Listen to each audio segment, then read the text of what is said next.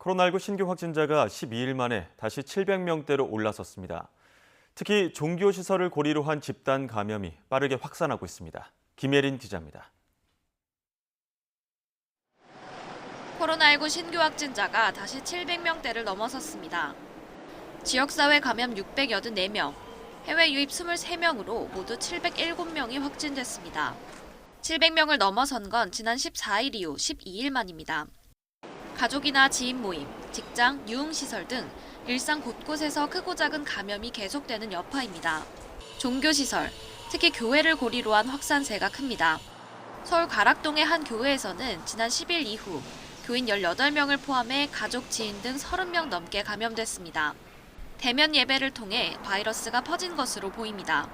어쨌든 20% 내로는 대면 예배가 가능하기 때문에 그때 대면 예배 드리신 분들 중에 밀접 접촉자로 분류되신 분들이 자가격리 대상이겠죠? 그 가족들하고 그분들이 지금 자가격리 중에 이제 확진이 지난 3월 이후 현재까지 종교시설에서 발생한 집단 감염만 70건.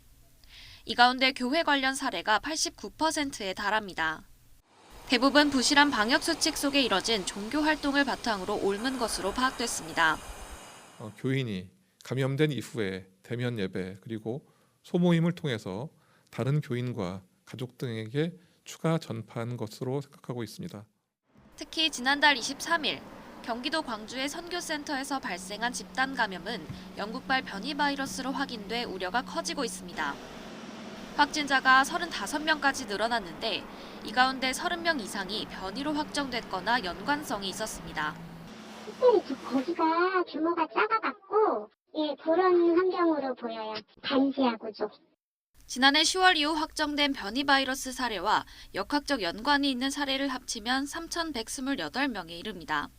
기존 바이러스보다 전파력이 세고 중증으로 진행할 가능성도 큰 만큼 자칫 백신 접종자가 늘어난다 해도 감염이 줄지 않을 수 있다는 우려도 여전합니다. 기존 바이러스, 야생형 바이러스 대비는 어느 정도 영향은 받는데 그럼에도 불구하고 회피를 하다 보니까 계속 발생은 하죠. 방역당국은 백신이 변이 바이러스에도 감염 예방 효과를 어느 정도 보이는지 심층 분석해 그에 따른 조치를 취하겠다고 밝혔습니다. YTN 김혜린입니다.